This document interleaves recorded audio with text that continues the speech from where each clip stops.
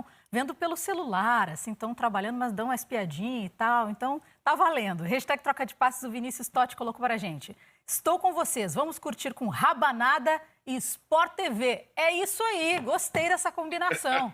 Eu amo rabanada, eu amo rabanada. Ontem, antes da meia-noite, eu já estava comendo rabanada. Me perdoe o aniversariante da noite, mas não deu para segurar, não. Vamos para o que interessa? Vamos colocar, então, aqui agora o campinho, a provável escalação do Flamengo para a gente passar juntos. E depois eu já passo a bola aqui para o Casão e para o Serginho. Hugo Souza no gol, porque o Diego Alves está fora, a gente já vai falar sobre isso. Isla, Rodrigo Caio, Natan, René. O Arão de volta. Gerson, Everton Ribeiro, Arrascaeta, Bruno Henrique e Pedro. Gabigol está fora porque está suspenso. E no caso do Diego Alves, ele teve um desconforto na coxa e agora vai desfalcar o Flamengo, portanto, contra o Fortaleza. Serginho, como é que você enxerga, então, no time do Flamengo? Eu acho assim que, bom, vale lembrar que tem o René ali na lateral esquerda, porque o Felipe Luiz está suspenso, né? É um jogador que sempre vai fazer falta.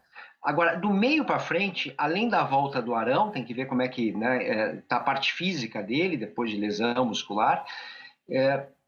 Você começa a pensar, não, o Gabigol não pode jogar, então teve que colocar um reserva. Aí você olha do meio para frente, é um time titularíssimo, né? Porque o Pedro digamos, o reserva mais titular do Brasil, né? É o cara que existe até uma discussão mais séria, né? Se ele deve ou não ser o titular. Então, não é um grande problema. O Flamengo vem de um jogo muito tenso, né? O jogo no Maracanã contra o Bahia foi um jogo assim que pode ser um jogo divisor de águas, né? O Flamengo ter buscado o empate com um a menos, jogando quase todo o tempo do jogo com um a menos, isso aí é algo que fortalece demais o espírito. Mesmo que a partida tecnicamente do Flamengo tenha tido vários problemas durante, né? Essa superação, ela é aquela superação de reta final que o Casagrande está falando antes, né? Quando a gente chega nessa fase do campeonato, o psicológico conta e conta demais. Então essa talvez seja uma boa vantagem que o Rogério possa administrar, digamos, no jogo tenso do domingo passado, como é que ele leva isso para Fortaleza. A gente tem alguns números interessantes aqui para a gente fazer uma comparação de duplas de ataque com o Bruno Henrique. Bruno Henrique, Gabigol e Bruno Henrique e Pedro. Meninos, vocês vão desaparecer aqui do telão? Rapidinho, deixa eu ver. Isso, não vão desaparecer não. Isso a gente já colocou direto para quem está em casa assistindo. Portanto, Bruno Henrique e Gabigol. 9 jogos, 4 vitórias, 3 empates e 2 derrotas, um aproveitamento de 55%. Do outro lado, a parceria com Pedro. 8 jogos, 6 vitórias e 2 derrotas, um aproveitamento maior, 75%. Casão, e agora ele vai estar acompanhado justamente do Pedro, com quem ele faz essa dobradinha aí que está muito boa. Não, são 3 jogadores que tem que se discutir até. Só não jogam os 3 porque os 4 que estão nas costas deles também são excelentes jogadores. Senão ia sobrar para alguém, ia ter 3 atacantes aí. Mas o time do Flamengo é fantástico. E eu não vou muito por números. Os números são importantes, mas eu não vou muito por números.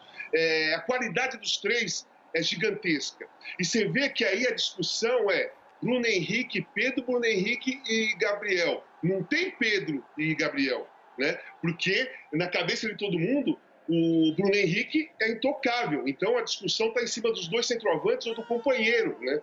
Do Bruno Henrique. Mas são 2 jogadores que os 3 poderiam jogar juntos. O Pedro pode jogar junto com o Gabriel. E eu acho que assim, o importante, lógico, para o Flamengo e para o Rogério, é que não muda o rendimento.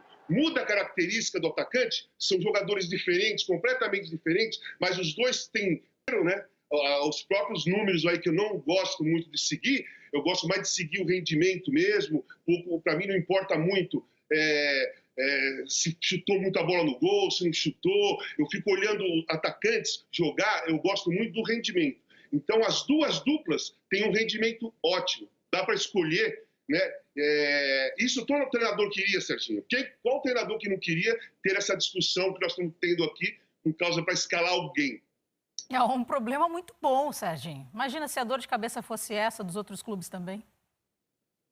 Imagina, a história é, puxa, eu estou em dúvida entre o muito bom e o excelente, né? Sendo que a gente não sabe muito bem o que que é o muito bom e também não sabe muito bem o que que é o excelente. Então, assim, é uma conversa quase que de maluco, né? Porque esse não é um problema, essa é uma alternativa a mais. O fato é que eles jogam diferente, isso sim, né? E dependendo do adversário, né? Eu imagino mais para frente quando o Rogério tem o time mais na mão, ele não tem ainda o time, né, totalmente azeitado, ele possa fazer algumas escolhas. Olha, hoje eu vou jogar contra o São Paulo. Então, eu quero alguém um pouquinho mais dentro da área, né? Ele vai usar o Pedro, né? Hoje eu quero, né, um jogo um pouquinho mais de contra-ataque. Eu vou esperar, eu vou chamar o time adversário. Então eu vou usar o Gabriel em arrancada com o Bruno Henrique. Então, só que o Rogério ainda não chegou nessa situação. Ele está tentando ainda arrumar o time do Flamengo e o grande problema do Flamengo é a defesa, né? É o sistema defensivo, não é os 4 defensores. É quando o Flamengo perde a bola, o tempo que o Flamengo está levando para recuperar essa bola, aquela pressão logo depois que você perdeu a bola. Isso aí não está azeitado ainda, não está como no ano passado, talvez nunca esteja, né, vai ficar. Mas o fato é que entre Pedro e Gabi, não é mais Gabigol, entre Pedro e Gabi, né, isso não é um problema.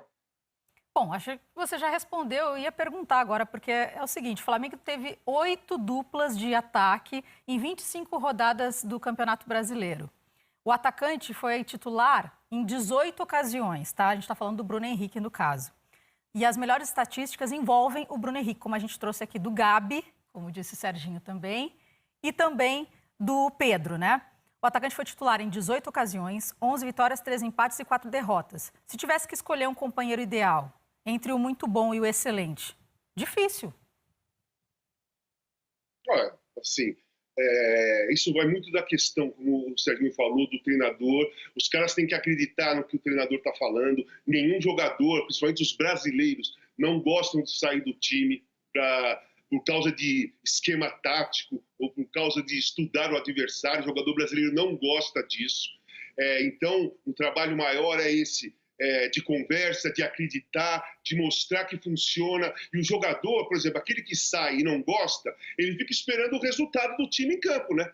Já que me tirou, vamos ver se o negócio vai funcionar. E aí você vai convencendo os jogadores, eles vão acreditando em você. É assim que funciona o trabalho de treinador, principalmente com um elenco desse tamanho. Ali que não iria jogar porque teria um outro esquema para jogar. E a coisa funcionou, não ganhou, mas funcionou no futebol. Então, quando o treinador tem muitos jogadores bons na mão, né, a primeira coisa que ele tem que fazer é convencer os jogadores que aquilo que ele fala pode ser que dê resultado. Serginho, você já respondeu, né? Entre o muito bom e o excelente, não tem diferença, então? Posso responder? Desculpa, não né? respondi. A gente falou, mas é difícil mesmo também dar essa resposta. Fala, Casão. É difícil. Eu particularmente, eu continuaria com o time que foi campeão ano passado de quase tudo, né?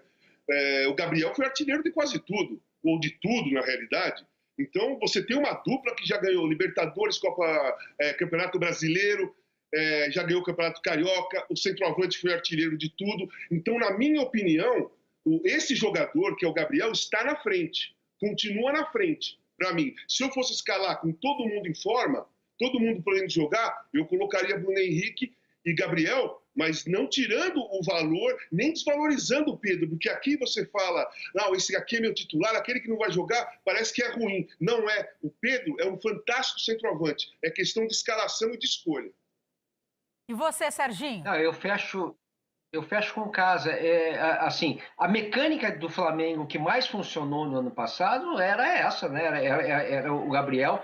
E quando o Gabriel se entendia com o Bruno Henrique, né, ficava mais fácil para o Arrascaeta, ficava mais fácil para o Everton. Quer dizer, o time todo estava mais harmônico ali. Então, assim, a princípio, eu acho que o Gabriel digamos, o ficha 1, é o cara que você começa. Agora, vão ter várias situações de jogo, e a gente já viu isso, né? de jogar o Gabriel e jogar o Pedro também, né? E o Bruno Henrique, né? Situações de jogo, não é para começar, né? Dificilmente você vai conseguir um time equilibrado botando esses três e tendo ainda a Arrascaeta, que é um jogador imprescindível, e o Everton, acho que mais ainda, até, porque a participação do Everton no jogo como um todo é maior, me parece, né?